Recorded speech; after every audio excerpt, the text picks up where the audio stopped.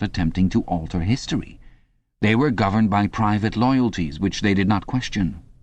What mattered were individual relationships, and a completely helpless gesture, an embrace, a tear, a word spoken to a dying man, could have value in itself. The proles, it suddenly occurred to him, had remained in this condition. They were not loyal to a party or a country or an idea. They were loyal to one another. For the first time in his life, he did not despise the proles, or think of them merely as an inert force which would one day spring to life and regenerate the world. The proles had stayed human. They had not become hardened inside. They had held on to the primitive emotions which he himself had to relearn by conscious effort. And in thinking this, he remembered, without apparent relevance, how a few weeks ago he had seen a severed hand lying on the pavement and had kicked it into the gutter as though it had been a cabbage stalk. "Proles are human beings," he said aloud. "We are not human." "Why not?" said Julia, who had woken up again. He thought for a little while. "Has it ever occurred to you," he said, "that the best thing for us to do would be to simply walk out of here before it's too late and never see each other again?" "Yes, dear, it has occurred to me several times. But I'm not going to do it all the same." "We've been lucky," he said, "but it can't last much longer. You're young, you look normal and innocent. If you keep clear of people like me, you might stay alive for another 50 years. "No, I thought it all out. What you do, I'm going to do, and don't be too downhearted. I'm rather good at staying alive. We may be together for another 6 months, a year, there's no knowing. At the end, we're certain to be apart. Do you realize how utterly alone we shall be? When once they get a hold of us, there will be nothing, literally nothing, that either of us can do for the other. If I confess, they'll shoot you. And if I refuse to confess, they'll shoot you just the same. Nothing that I can do or say or stop myself from saying will put off your death for as much as 5 minutes. Neither of us will even know whether the other is alive or dead. We shall be utterly without power of any kind. The one thing that matters is that we shouldn't betray one another, although even that can't make the slightest difference." "If you mean confessing," she said, "we shall do that right enough. Everybody always confesses. You can't help it. They torture you." "I don't mean confessing. Confession is not betrayal. What you say or do doesn't matter. Only feelings matter. If they could make me stop loving you, that would be the real betrayal." She thought it over. "They can't do that," she said finally. "It's the one thing they can't do. They can make you say anything, but they can't make you believe it. They can't get inside you." "No," he said, a little more hopefully. "No, that's quite true. They can't get inside you. If you can feel that staying human is worthwhile, even when it can't have any result whatever, you've beaten them." He thought of the telescreen with its never-sleeping ear. They could spy upon you night and day, but if you kept your head, you could still outwit them. With all their cleverness, they had never mastered the secret of finding out what another human being was thinking. Perhaps that was less true when you were actually in their hands. One did not know what happened inside the Ministry of Love, but it was possible to guess. Tortures, drugs, delicate instruments that registered your nervous reactions, gradual wearing down by sleeplessness and solitude and persistent questioning. Facts, at any rate, could not be kept hidden. They could be tracked down by inquiry. They could be squeezed out of you by torture. But if the object was not to stay alive, but to stay human, what difference did it ultimately make? They could not alter your feelings. For that matter, you could not alter them yourself, even if you wanted to. They could lay bare in the utmost detail everything that you had done or said or thought.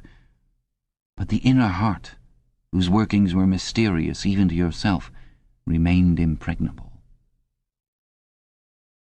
Chapter 8. They had done it. They had done it at last.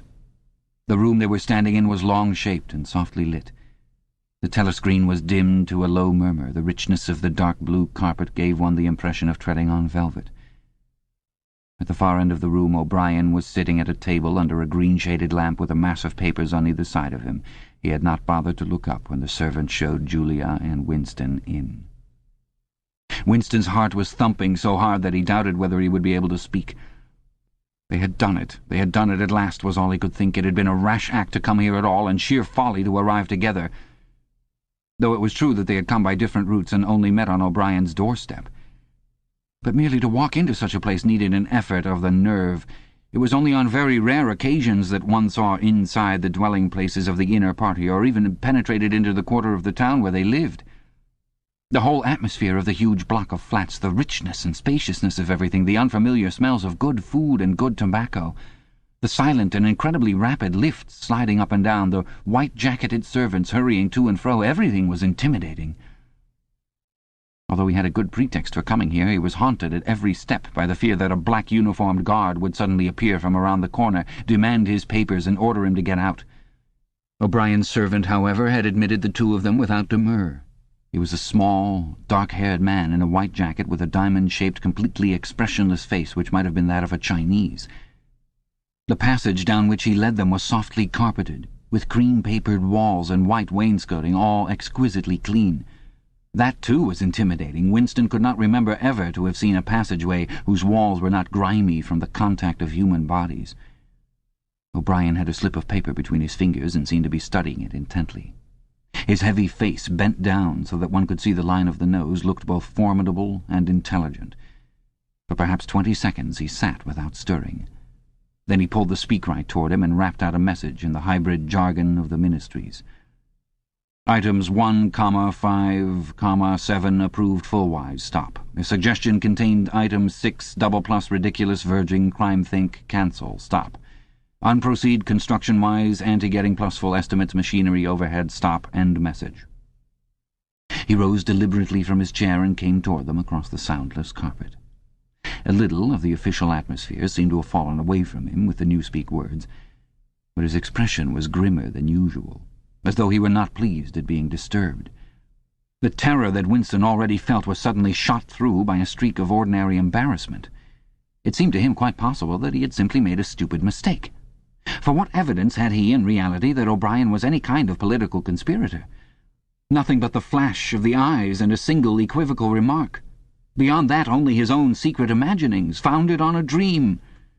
He could not even fall back on the pretense that he had come to borrow the dictionary, because in that case Julia's presence was impossible to explain. As O'Brien passed the telescreen, a thought seemed to strike him. He stopped, turned aside, and pressed a switch on the wall. There was a sharp snap. The voice had stopped. Julia uttered a tiny sound, a sort of squeak of surprise. Even in the midst of his panic, Winston was too much taken aback to be able to hold his tongue. "You can turn it off," he said. "Yes," said O'Brien. "We can turn it off. We have that privilege." He was opposite them now. His solid form towered over the pair of them, and the expression on his face was still indecipherable. He was waiting, somewhat sternly, for Winston to speak. But about what? Even now it was quite conceivable that he was simply a busy man, wondering irritably why he had been interrupted. Nobody spoke. After the stopping of the telescreen, the room seemed deadly silent. The seconds marched past, enormous. With difficulty, Winston continued to keep his eyes fixed on O'Brien's. Then suddenly the grim face broke down into what might have been the beginnings of a smile. With his characteristic gesture, O'Brien resettled his spectacles on his nose. "Shall I say it, or will you?" he said. "I will say it," said Winston promptly. "That thing is really turned off?" "Yes, everything is turned off. We're alone." "We have come here because—" He paused, realizing for the first time the vagueness of his own motives. Since he did not in fact know what kind of help he expected from O'Brien, it was not easy to say why he had come here. He went on, conscious that what he was saying must sound both feeble and pretentious. "We believe that there is some kind of conspiracy, some kind of secret organization working against the party, and that you are involved in it. We want to join it and work for it. We are enemies of the party. We disbelieve in the principles of Ingsoc. We are thought criminals. We are also adulterers. I tell you this because we want to put ourselves at your mercy. If you want us to incriminate ourselves in any other way, we are ready." He stopped and glanced over his shoulder with the feeling that the door had opened. Sure enough, the little yellow-faced servant had come in, without knocking. Winston saw that he was carrying a tray with a decanter and glasses. "Martin is one of us," said O'Brien impassively. "Bring the drinks over here, Martin. Put them on the round table. Have we enough chairs? We may as well sit down and talk in comfort. Bring a chair for yourself, Martin. This is business. You can stop being a servant for the next 10 minutes. The little man sat down, quite at his ease, and yet still with a servant-like air, the air of a valet enjoying a privilege. Winston regarded him out of the corner of his eye. It struck him that the man's whole life was playing a part, and that he felt it to be dangerous to drop his assumed personality even for a moment. O'Brien took the decanter by the neck and filled up the glasses with a dark red liquid. It aroused in Winston dim memories of something seen long ago on a wall or a hoarding, a vast bottle composed of electric lights which seemed to move up and down and pour its contents into a glass. Seen from the top, the stuff looked almost black, but in the decanter it gleamed like a ruby and had a sour-sweet smell. You saw Julia pick up her glass and sniff at it with frank curiosity. "It is called wine," said O'Brien with a faint smile. "You will have read about it in books, no doubt. Not much of it gets to the outer party, I'm afraid." His face grew solemn again, and he raised his glass. "I think it fitting that we should begin by drinking a health.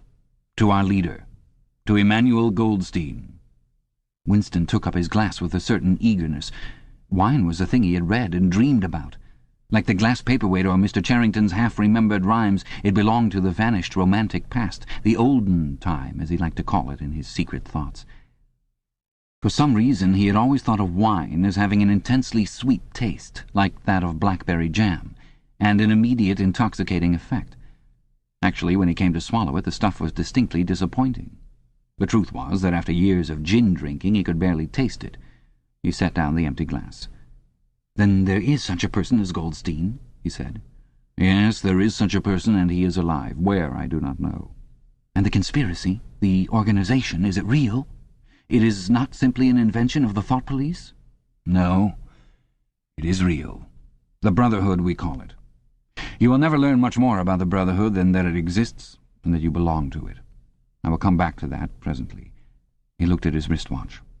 "It is unwise even for members of the inner party to turn off the telescreen for more than half an hour.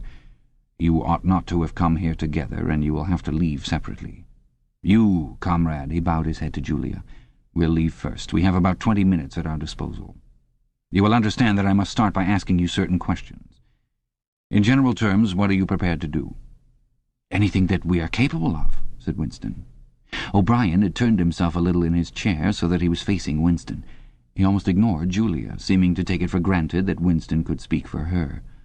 For a moment the lids flitted down over his eyes.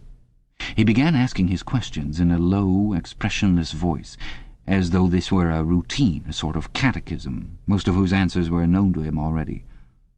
"You are prepared to give your lives?" "Yes." "You are prepared to commit murder?" "Yes."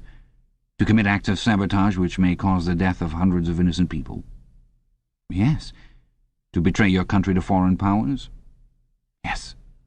"You are prepared to cheat, to forge, to blackmail, to corrupt the minds of children, to distribute habit-forming drugs, to encourage prostitution, to disseminate venereal diseases, to do anything which is likely to cause demoralization and weaken the power of the party?" "Yes." "If, for example, it would somehow serve our interest to throw sulfuric acid in a child's face, are you prepared to do that?" "Yes."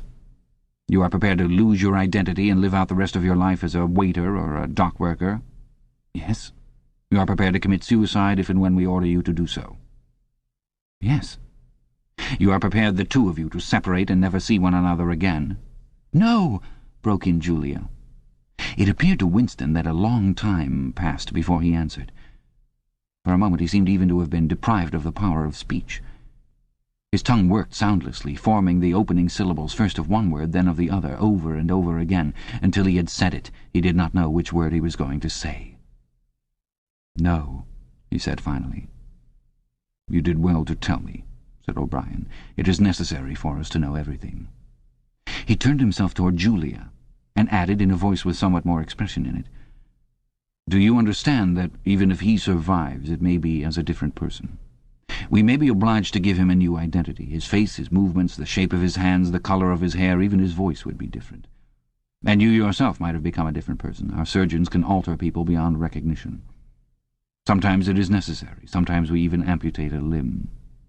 Winston could not help snatching another sidelong glance at Martin's Mongolian face. There were no scars that he could see. Julia had turned a shade paler, so that her freckles were showing, but she faced O'Brien boldly. She murmured something that seemed to be assent. "Good. Then that is settled. There was a silver box of cigarettes on the table. With a rather absent-minded air, O'Brien pushed them toward the others, took one himself, then stood up and began to pace slowly to and fro, as though he could think better standing. They were very good cigarettes, very thick and well packed, with an unfamiliar silkiness in the paper. O'Brien looked at his wristwatch again. "You'd better go back to your pantry, Martin," he said. "I shall switch on in a quarter of an hour. Take a good look at these comrades' faces before you go. You will be seeing them again. I may not." Exactly as they had done at the front door, the little man's dark eyes flickered over their faces. There was not a trace of friendliness in his manner. He was memorizing their appearance, but he felt no interest in them, or appeared to feel none. It occurred to Winston that a synthetic face was perhaps incapable of changing its expression. Without speaking or giving any kind of salutation, Martin went out, closing the door silently behind him. O'Brien was strolling up and down, one hand in the pocket of his black overalls, the other holding his cigarette. "You understand," he said, "that you will be fighting in the dark. You will always be in the dark. You will receive orders and you will obey them without knowing why. Later I shall send you a book from which you will learn the true nature of the society we live in and the strategy by which we shall destroy it. When you have read the book you will be full members of the Brotherhood. But between the general aims that we are fighting for and the immediate tasks of the moment you will never know anything. I tell you that the Brotherhood exists, but I cannot tell you whether it numbers 100 members or 10 million. From your personal knowledge you will never be able to say that it numbers even as many as a dozen. You will have 3 or 4 contacts who will be renewed from time to time as they disappear. As this was your first contact, it will be preserved. When you receive orders, they will come from me. If we find it necessary to communicate with you, it will be through Martin. When you are finally caught, you will confess. That is unavoidable. But you will have very little to confess other than your own actions. You will not be able to betray more than a handful of unimportant people. Probably you will not even betray me. By that time I may be dead, or I shall have become a different person with a different face." He continued to move to and fro over the soft carpet. In spite of the bulkiness of his body, there was a remarkable grace in his movements. It came out even in the gesture with which he thrust a hand into his pocket or manipulated a cigarette. More even than of strength, he gave an impression of confidence and of an understanding tinged by irony. However much in earnest he might be, he had nothing of the single-mindedness that belongs to a fanatic. When he spoke of murder, suicide, venereal disease, amputated limbs, and altered faces, it was with a faint air of persiflage. "This is unavoidable," his voice seemed to say. "This is what we have got to do unflinchingly. But this is not what we shall be doing when life is worth living again." A wave of admiration, almost of worship, flowed out from Winston toward O'Brien. For the moment he had forgotten the shadowy figure of Goldstein. When you looked at O'Brien's powerful shoulders and his blunt-featured face, so ugly and yet so civilized, it was impossible to believe that he could be defeated. There was no stratagem that he was not equal to, no danger that he could not foresee. Even Julia seemed to be impressed. She had let her cigarette go out and was listening intently. O'Brien went on. "You will have heard rumours of the existence of the Brotherhood. No doubt you have formed your own picture of it. You have imagined, probably, a huge underworld of conspirators meeting secretly in cellars, scribbling messages on walls, recognizing one another by code words or by special movements of the hand. Nothing of the kind exists. The members of the Brotherhood have no way of recognizing one another, and it is impossible for any one member to be aware of the identity of more than a very few others. Goldstein himself, if he fell into the hands of the thought police, could not give them a complete list of members or any information that would lead them to a complete list. No such list exists. The Brotherhood cannot be wiped out because it is not an organization in the ordinary sense. Nothing holds it together except an idea, which is indestructible. You will never have anything to sustain you except the idea. You will get no comradeship and no encouragement. When finally you are caught, you will get no help. We never help our members. At most, when it is absolutely necessary that someone should be silenced, we are occasionally able to smuggle a razor blade into a prisoner's cell. You will have to get used to living without results and without hope. You will work for a while, you will be caught, you will confess, and then you will die. Those are the only results that you will ever see. There is no possibility that any perceptible change will happen within our lifetime. We are the dead. Our only true life is in the future. We shall take part in it as handfuls of dust and splinters of bone. But how far away that future may be, there is no knowing. It might be 1,000 years. At present, nothing is possible except to extend the area of sanity, little by little. We cannot act collectively. We can only spread our knowledge outwards from individual to individual, generation after generation. In the face of the thought police, there is no other way. He halted and looked for the third time at his wristwatch. "It is almost time for you to leave, comrade," he said to Julia. "Wait, the decanter is still half full." He filled the glasses and raised his own glass by the stem. "What shall it be this time?" he said, still with the same faint suggestion of irony. "To the confusion of the thought police, to the death of Big Brother, to humanity, to the future?" "To the past," said Winston. "Past is more important," agreed O'Brien gravely. They emptied their glasses, and a moment later Julia stood up to go. O'Brien took a small box from the top of a cabinet and handed her a flat white tablet, which he told her to place on her tongue. It was important, he said, not to go out smelling of wine. The lift attendants were very observant. As soon as the door had shut behind her, he appeared to forget her existence. He took another pace or two up and down, then stopped. "There are details to be settled," he said. "I assume you have a hiding place of some kind?" Winston explained about the room over Mr. Charrington's shop. "That will do for the moment. Later we will arrange something else for you. It is important to change one's hiding place frequently. Meanwhile, I shall send you a copy of the book." Even O'Brien, Winston noticed, seemed to pronounce the words as though they were in italics. "Goldstein's book, you understand, as soon as possible. It may be some days before I can get hold of one. There are not many in existence, as you can imagine. The thought police hunts them down and destroys them almost as fast as we can produce them.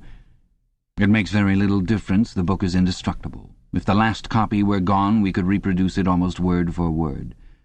Do you carry a briefcase to work with you?" he added. "As a rule, yes." "What is it like?" "Black, very shabby, with 2 straps." "Black, 2 straps, very shabby. Good. One day in the fairly near future, I cannot give a date, one of the messages among your morning's work will contain a misprinted word, and you will have to ask for a repeat. On the following day you will go to work without your briefcase. And sometime during the day, in the street, a man will touch you on the arm and say, 'I think you have dropped your briefcase.' The one he gives you will contain a copy of Goldstein's book. You will return it within 14 days. They were silent for a moment. "There are a couple of minutes before you need go," said O'Brien. "We shall meet again. If we do meet again—" Winston looked up at him. "In the place where there is no darkness," he said hesitantly. O'Brien nodded without appearance of surprise. "In the place where there is no darkness," he said, as though he had recognized the allusion. "And in the meantime, is there anything that you wish to say before you leave? Any message, any question?" Winston thought.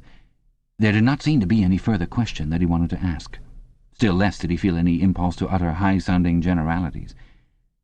Instead of anything directly connected with O'Brien or the Brotherhood, there came into his mind a sort of composite picture of the dark bedroom where his mother had spent her last days, and the little room over Mr. Charrington's shop, and the glass paperweight, and the steel engraving in its rosewood frame. Almost at random, he said, "Did you ever happen to hear an old rhyme that begins, 'Oranges and lemons say the bells of St. Clement's'?" Again O'Brien nodded. With a sort of grave courtesy, he completed the stanza. "Oranges and lemons, say the bells of St. Clement's. You owe me 3 farthings, say the bells of St. Martin's. When will you pay me, say the bells of Old Bailey. When I grow rich, say the bells of Shoreditch." "You knew the last line," said Winston. "Yes, I knew the last line. And now I am afraid it is time for you to go. But wait, you'd better let me give you one of these tablets." As Winston stood up, O'Brien held out a hand. His powerful grip crushed the bones of Winston's palm. At the door Winston looked back, but O'Brien seemed already to be in process of putting him out of mind.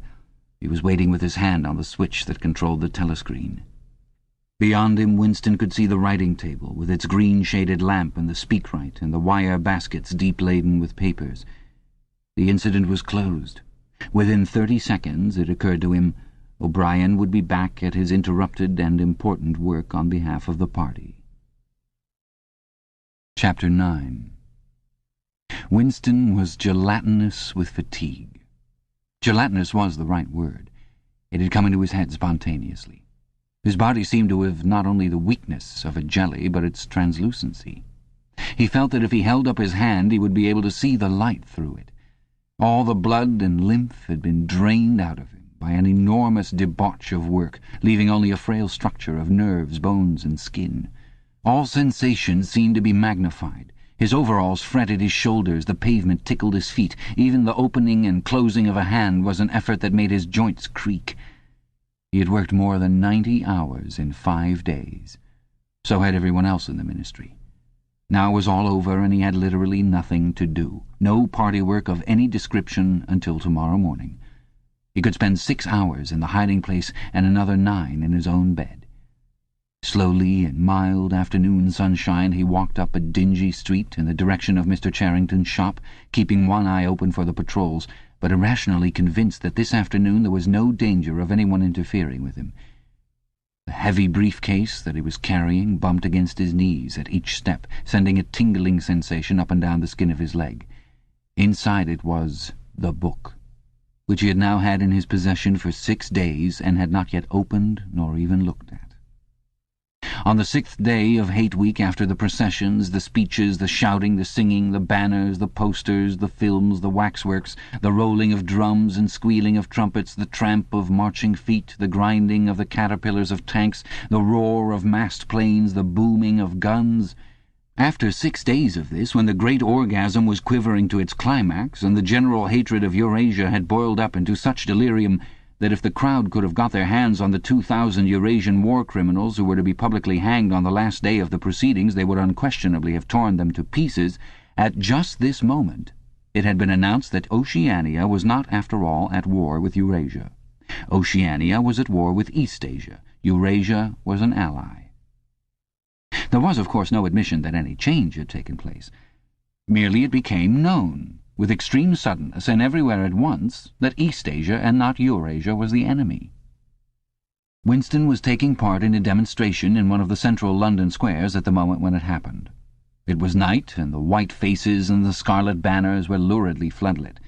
The square was packed with several thousand people, including a block of about 1,000 school children in the uniform of the spies.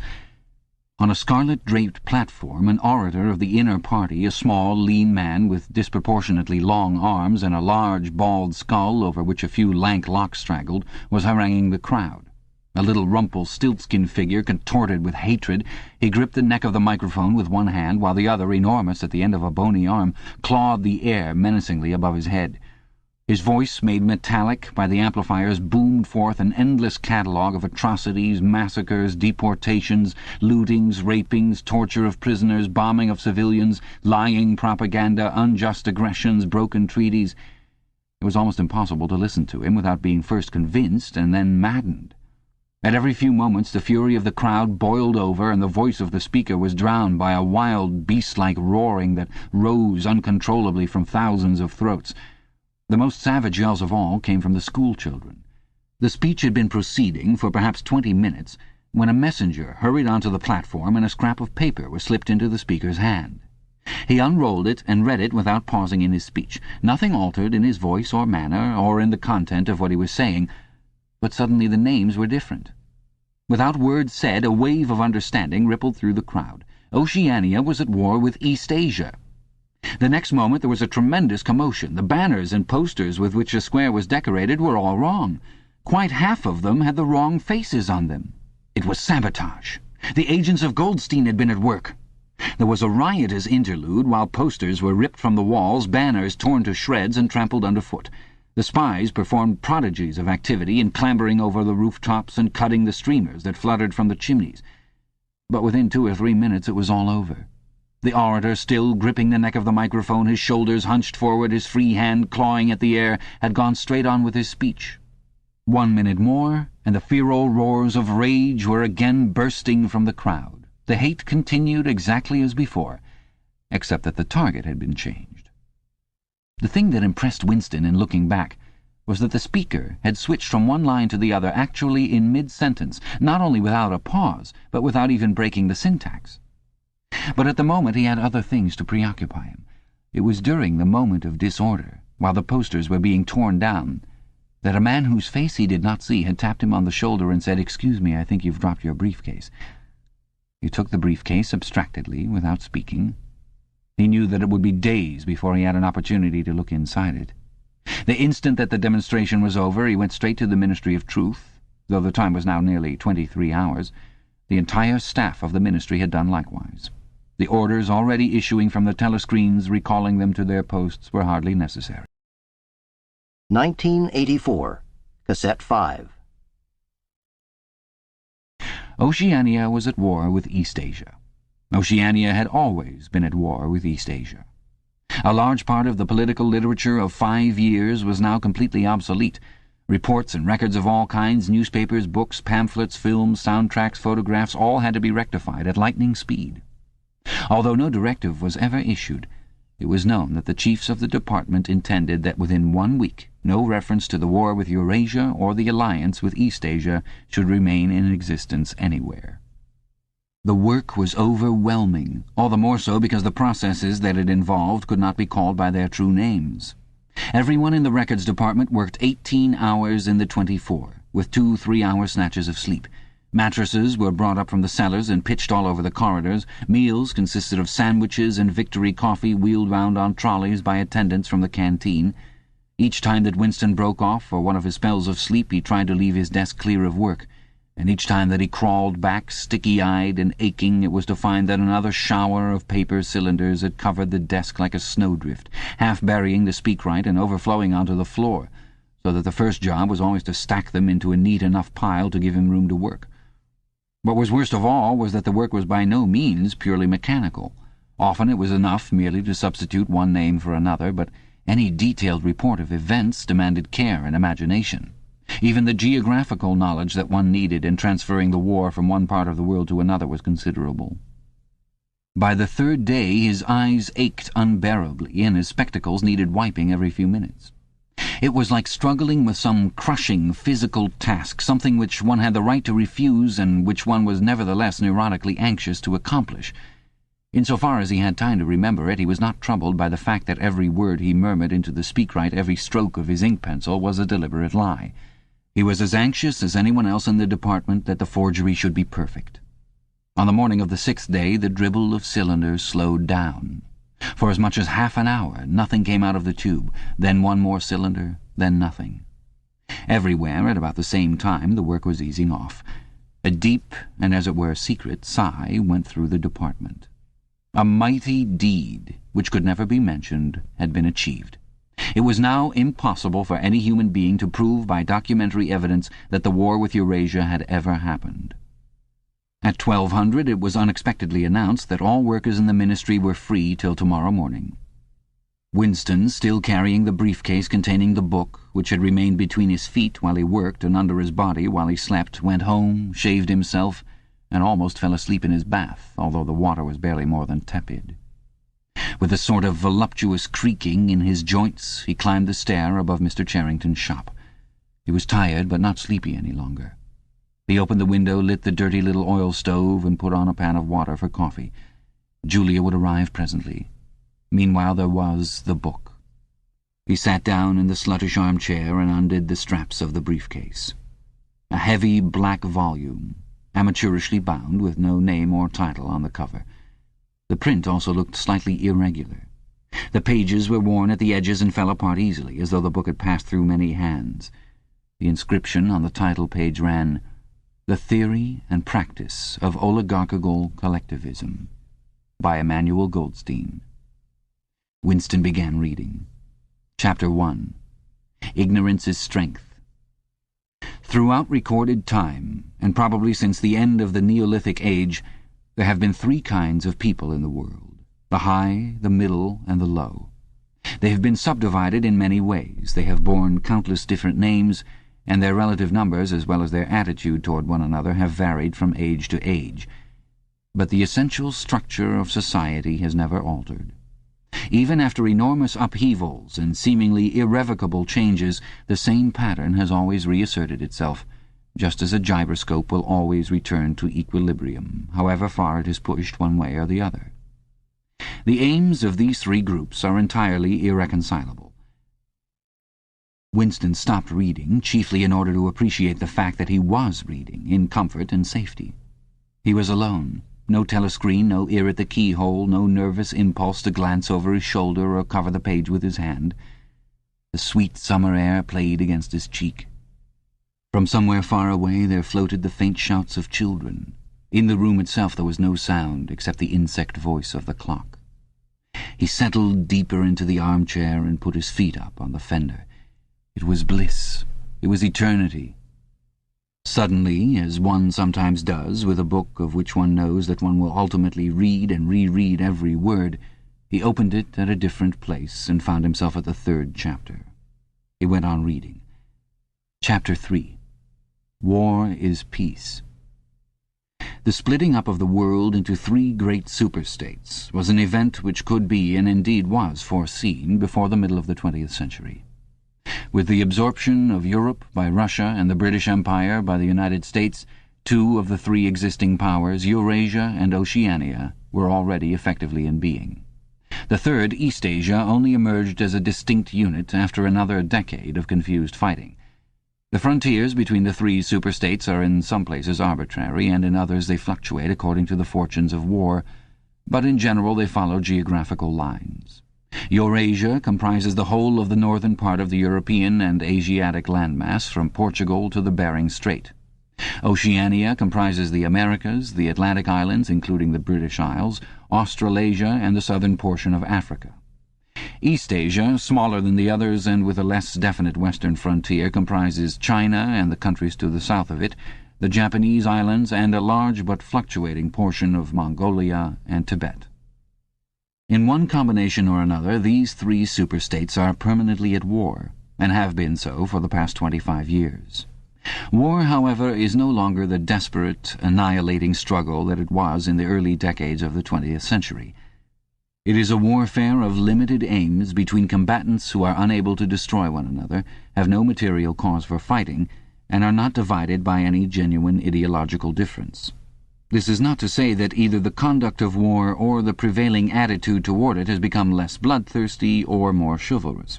On the contrary, war hysteria is continuous and universal in all countries, and such acts as raping, looting, the slaughter of children, the reduction of whole populations to slavery, and reprisals against prisoners, which extend even to boiling and burying alive, are looked upon as normal, and, when they are committed by one's own side and not by the enemy, meritorious. But in a physical sense, war involves very small numbers of people, mostly highly trained specialists, and causes comparatively few casualties. The fighting, when there is any, takes place on the vague frontiers whose whereabouts the average man can only guess at, or around the floating fortresses, which guard strategic spots on the sea lanes. In the centres of civilization, war means no more than a continuous shortage of consumption goods and the occasional crash of a rocket bomb, which may cause a few scores of deaths. War has, in fact, changed its character. More exactly, the reasons for which war is waged have changed in their order of importance. Motives which were already present to some small extent in the great wars of the early 20th century have now become dominant and are consciously recognized and acted upon. To understand the nature of the present war, for in spite of the regrouping which occurs every few years, it is always the same war, one must realize in the first place that it is impossible for it to be decisive. None of the 3 superstates could be definitely conquered even by the other 2 in combination. They are too evenly matched, and their natural defences are too formidable. Eurasia is protected by its vast land spaces, Oceania by the width of the Atlantic and the Pacific, Eastasia by the fecundity and industriousness of its inhabitants. Secondly, there is no longer, in a material sense, anything to fight about. With the establishment of self-contained economies in which production and consumption are geared to one another, the scramble for markets, which was a main cause of previous wars, has come to an end, while the competition for raw materials is no longer a matter of life and death. In any case, each of the 3 superstates is so vast that it can obtain almost all of the materials that it needs within its own boundaries. Insofar as the war has a direct economic purpose, it is a war for labor power. Between the frontiers of the superstates, and not permanently in the possession of any of them, there lies a rough quadrilateral with its corners at Tangier, Brazzaville, Darwin, and Hong Kong, containing within it about 1/5 of the population of the earth. It is for the possession of these thickly populated regions and of the northern ice cap that the three powers are constantly struggling. In practice, no one power ever controls the whole of the disputed area. Portions of it are constantly changing hands, and it is the chance of seizing this or that fragment by a sudden stroke of treachery that dictates the endless changes of alignment. All of the disputed territories contain valuable minerals, and some of them yield important vegetable products such as rubber, which in colder climates it is necessary to synthesize by comparatively expensive methods. But above all, they contain a bottomless reserve of cheap labor. Whichever power controls equatorial Africa or the countries of the Middle East or southern India or the Indonesian archipelago disposes also of the bodies of scores of hundreds of millions of ill-paid and hard-working coolies. The inhabitants of these areas, reduced more or less openly to the status of slaves, pass continually from conqueror to conqueror, and are expended like so much coal or oil in the race to turn out more armaments, to capture more territory, to control more labor power, to turn out more armaments, to capture more territory, and so on indefinitely. It should be noted that the fighting never really moves beyond the edges of the disputed areas. The frontiers of Eurasia flow back and forth between the basin of the Congo and the northern shore of the Mediterranean. The islands of the Indian Ocean and the Pacific are constantly being captured and recaptured by Oceania or by East Asia. In Mongolia, the dividing line between Eurasia and East Asia is never stable. Round the pole, all three powers lay claim to enormous territories which, in fact, are largely uninhabited and unexplored. But the balance of power always remains roughly even, and the territory which forms the heartland of each superstate always remains inviolate. Moreover, the labor of the exploited peoples round the equator is not really necessary to the world's economy. They add nothing to the wealth of the world, since whatever they produce is used for purposes of war, and the object of waging a war is always to be in a better position in which to wage another war. By their labor, the slave populations allow the tempo of continuous warfare to be speeded up. But if they did not exist, the structure of world society and the process by which it maintains itself would not be essentially different. The primary aim of modern warfare, in accordance with the principles of doublethink, this aim is simultaneously recognized and not recognized by the directing brains of the inner party, is to use up the products of the machine without raising the general standard of living. Ever since the end of the 19th century, the problem of what to do with the surplus of consumption goods has been latent in industrial society. At present, when few human beings even have enough to eat, this problem is obviously not urgent, and it might not have become so even if no artificial processes of destruction had been at work. The world of today is a bare, hungry, dilapidated place compared with the world that existed before 1914, and still more so if compared with the imaginary future to which the people of that period looked forward. In the early 20th century, the vision of a future society unbelievably rich, leisured, orderly, and efficient, a glittering antiseptic world of glass and steel and snow-white concrete, was part of the consciousness of nearly every literate person. Science and technology were developing at a prodigious speed, and it seemed natural to assume that they would go on developing. This failed to happen, partly because of the impoverishment caused by a long series of wars and revolutions, partly because scientific and technical progress depended on the empirical habit of thought, which could not survive in a strictly regimented society. As a whole, the world is more primitive today than it was 50 years ago. Certain backward areas have advanced, and various devices, always in some way connected with warfare and police espionage, have been developed, but experiment and invention have largely stopped, and the ravages of the atomic war of the 1950s have never been fully repaired. Nevertheless, the dangers inherent in the machine are still there. From the moment when the machine first made its appearance, it was clear to all thinking people that the need for human drudgery, and therefore to a great extent for human inequality, had disappeared. If the machine were used deliberately for that end, hunger, overwork, dirt, illiteracy, and disease could be eliminated within a few generations.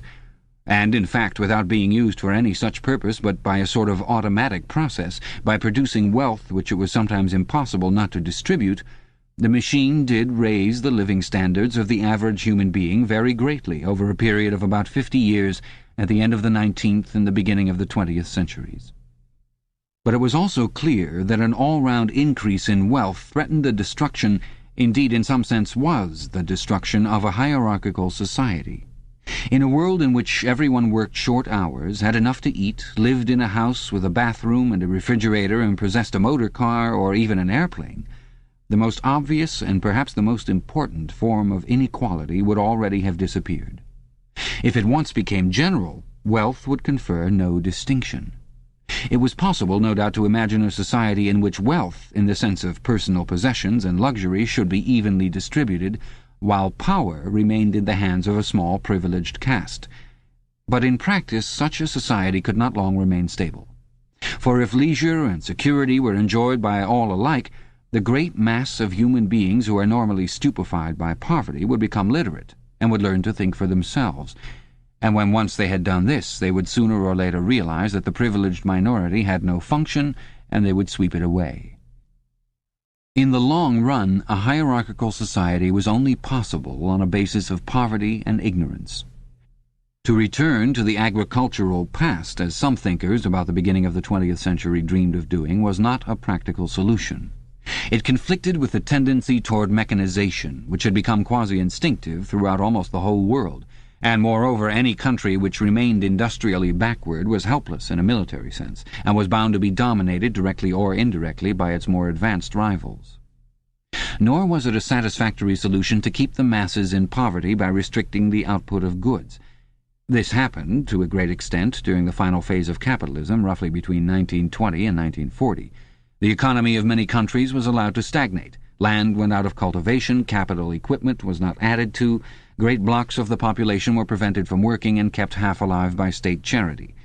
But this, too, entailed military weakness, and since the privations it inflicted were obviously unnecessary, it made opposition inevitable. The problem was how to keep the wheels of industry turning without increasing the real wealth of the world. Goods must be produced, but they need not be distributed. And in practice, the only way of achieving this was by continuous warfare. The essential act of war is destruction, not necessarily of human lives, but of the products of human labor. War is a way of shattering to pieces, or pouring into the stratosphere, or sinking in the depths of the sea, materials which might otherwise be used to make the masses too comfortable, and hence, in the long run, too intelligent. Even when weapons of war are not actually destroyed, their manufacture is still a convenient way of expending labor power without producing anything that can be consumed. A floating fortress, for example, has locked up in it the labor that would build several hundred cargo ships. Ultimately it is scrapped as obsolete, never having brought any material benefit to anybody, and with further enormous labors another floating fortress is built. In principle, the war effort is always so planned as to eat up any surplus that might exist after meeting the bare needs of the population. In practice, the needs of the population are always underestimated, with the result that there is a chronic shortage of half the necessities of life. But this is looked on as an advantage. It is deliberate policy to keep even the favored groups somewhere near the brink of hardship, because a general state of scarcity increases the importance of small privileges, and thus magnifies the distinction between one group and another. By the standards of the early 20th century, even a member of the inner party lives an austere, laborious kind of life. Nevertheless, the few luxuries that he does enjoy, his large, well-appointed flat, the better texture of his clothes, the better quality of his food and drink and tobacco, his 2 or 3 servants, his private motor car or helicopter, set him in a different world from a member of the outer party. And the members of the outer party have a similar advantage in comparison with the submerged masses whom we call the proles. The social atmosphere is that of a besieged city, where the possession of a lump of horseflesh makes the difference between wealth and poverty. And at the same time, the consequences of being at war, and therefore in danger, makes the handing over of all power to a small caste seem the natural, unavoidable condition of survival. War, it will be seen, not only accomplishes the necessary destruction, but accomplishes it in a psychologically acceptable way. In principle, it would be quite simple to waste the surplus labor of the world by building temples and pyramids, by digging holes and filling them up again, or even by producing vast quantities of goods and then setting fire to them. But this would provide only the economic and not the emotional basis for a hierarchical society. What is concerned here is not the morale of the masses, whose attitude is unimportant so long as they are kept steadily at work, but the morale of the party itself. Even the humblest party member is expected to be competent, industrious, and even intelligent within narrow limits. But it is also necessary that he should be a credulous and ignorant fanatic, whose prevailing moods are fear, hatred, adulation, and orgiastic triumph. In other words, it is necessary that he should have the mentality appropriate to a state of war. It does not matter whether the war is actually happening, and since no decisive victory is possible, it does not matter whether the war is going well or badly. All that is needed is that a state of war should exist. The splitting of the intelligence which the party requires of its members, and which is more easily achieved in an atmosphere of war, is now almost universal. But the higher up the ranks one goes, the more marked it becomes. It is precisely in the inner party that war hysteria and hatred of the enemy are strongest. In his capacity as an administrator, it is often necessary for a member of the inner party to know that this or that item of war news is untruthful, and he may often be aware that the entire war is spurious and is either not happening or is being waged for purposes quite other than the declared ones. But such knowledge is easily neutralized by the technique of doublethink. Meanwhile, no inner party member wavers for an instant in his mystical belief that the war is real, and that it is bound to end victoriously with Oceania the undisputed master of the entire world. All members of the inner party believe in this coming conquest as an article of faith. It is to be achieved either by gradually acquiring more and more territory, and so building up an overwhelming preponderance of power, or by the discovery of some new and unanswerable weapon. The search for new weapons continues unceasingly, and is one of the very few remaining activities in which the inventive or speculative type of mind can find any outlet. In Oceania at the present day, science, in the old sense, has almost ceased to exist. In newspeak there is no word for science. The empirical method of thought on which all the scientific achievements of the past were founded is opposed to the most fundamental principles of Ingsoc. And even technological progress only happens when its products can in some way be used for the diminution of human liberty. In all the useful arts, the world is either standing still or going backwards. The fields are cultivated with horse-plows, while books are written by machinery. But in matters of vital importance, meaning in effect war and police espionage, the empirical approach is still encouraged, or at least tolerated. The two aims of the party are to conquer the whole surface of the earth, and to extinguish once and for all the possibility of independent thought. There are therefore two great problems which the party is concerned to solve. One is how to discover against his will what another human being is thinking, and the other is how to kill several 100 million people in a few seconds without giving warning beforehand. Insofar as scientific research still continues, this is its subject matter. The scientist of today is either a mixture of psychologist and inquisitor, studying with extraordinary minuteness the meaning of facial expressions, gestures, and tones of voice, and testing the truth-producing effects of drug, shock therapy, hypnosis, and physical torture, or he is a chemist, physicist, or biologist concerned only with such branches of his special subject as are relevant to the taking of life. In the vast laboratories of the Ministry of Peace, and in the experimental stations hidden in the Brazilian forests, or in the Australian desert, or on lost islands of the Antarctic, the teams of experts are indefatigably at work. Some are concerned simply with planning the logistics of future wars, others devise larger and larger rocket bombs, more and more powerful explosives, and more impenetrable armor plating. Others search for new and deadlier gases, or for soluble poisons capable of being produced in such quantities as to destroy the vegetation of whole continents, or for breeds of disease germs immunized against all possible antibodies.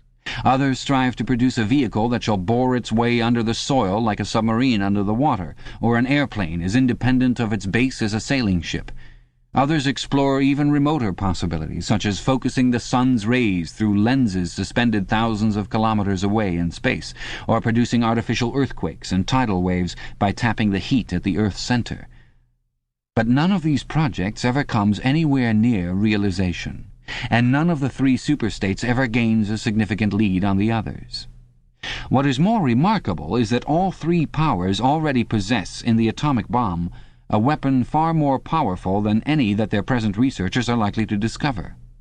Although the party, according to its habit, claims the invention for itself, atomic bombs first appeared as early as the 1940s, and were first used on a large scale about 10 years later. At that time, some hundreds of bombs were dropped on industrial centers, chiefly in European Russia, Western Europe, and North America. The effect was to convince the ruling groups of all countries that a few more atomic bombs would mean the end of organized society and hence of their own power. Thereafter, although no formal agreement was ever made or hinted at, no more bombs were dropped.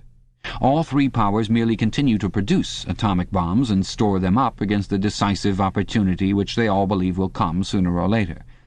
And meanwhile the art of war has remained almost stationary for 30 or 40 years. Helicopters are more used than they were formerly. Bombing planes have been largely superseded by self-propelled projectiles, and the fragile, movable battleship has given way to the almost unsinkable floating fortress. But otherwise there has been little development. The tank, the submarine, the torpedo, the machine gun, even the rifle and the hand grenade are still in use. And in spite of the endless slaughters reported in the press and on the telescreens, the desperate battles of earlier wars, in which thousands or even millions of men were often killed in a few weeks, have never been repeated. None of the three superstates ever attempts any maneuver which involves the risk of serious defeat. When any large operation is undertaken, it is usually a surprise attack against an ally. The strategy that all three powers are following, or pretend to themselves that they are following, is the same. The plan is, by a combination of fighting, bargaining, and well-timed strokes of treachery, to acquire a ring of bases completely encircling one or other of the rival states, and then to sign a pact of friendship with that rival and remain on peaceful terms for so many years as to lull suspicion to sleep. During this time, rockets loaded with atomic bombs can be assembled at all the strategic spots. Finally, they will all be fired simultaneously, with effect so devastating as to make retaliation impossible. It will then be time to sign a pact of friendship with the remaining world power in preparation for another attack. This scheme, it is hardly necessary to say, is a mere daydream, impossible of realization. Moreover, no fighting ever occurs except in the disputed areas round the equator and the pole.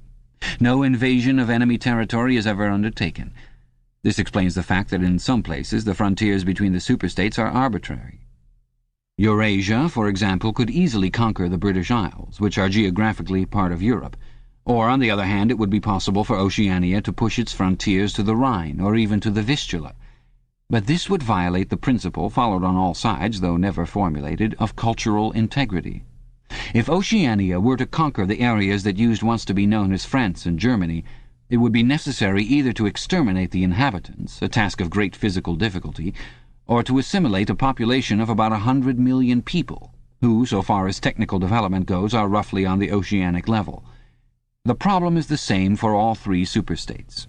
It is absolutely necessary to their structure that there should be no contact with foreigners, except to a limited extent with war prisoners and colored slaves. Even the official ally of the moment is always regarded with the darkest suspicion. War prisoners apart, the average citizen of Oceania never sets eyes on a citizen of either Eurasia or Eastasia, and he is forbidden the knowledge of foreign languages. If he were allowed contact with foreigners, he would discover that they are creatures similar to himself, and that most of what he has been told about them is lies. The sealed world in which he lives would be broken, and the fear, hatred, and self-righteousness on which his morale depends might evaporate. It is therefore realized on all sides that however often Persia, or Egypt, or Java, or Ceylon may change hands, the main frontiers must never be crossed by anything except bombs. Under this lies a fact never mentioned aloud, but tacitly understood and acted upon. Namely, that the conditions of life in all three superstates are very much the same. In Oceania, the prevailing philosophy is called Ingsoc. In Eurasia, it is called Neo-Bolshevism, and in Eastasia it is called by a Chinese name usually translated as death worship, but perhaps better rendered as obliteration of the self. The citizen of Oceania is not allowed to know anything of the tenets of the other two philosophies, but he is taught to execrate them as barbarous outrages upon morality and common sense. Actually, the three philosophies are barely distinguishable, and the social systems which they support are not distinguishable at all. Everywhere there is the same pyramidal structure, the same worship of a semi-divine leader, the same economy existing by and for continuous warfare. It follows that the three superstates not only cannot conquer one another, but would gain no advantage by doing so. On the contrary, so long as they remain in conflict, they prop one another up, like three sheaves of corn. And, as usual, the ruling groups of all three powers are simultaneously aware and unaware of what they are doing. Their lives are dedicated to world conquest, but they also know that it is necessary that the war should continue everlastingly and without victory. Meanwhile, the fact that there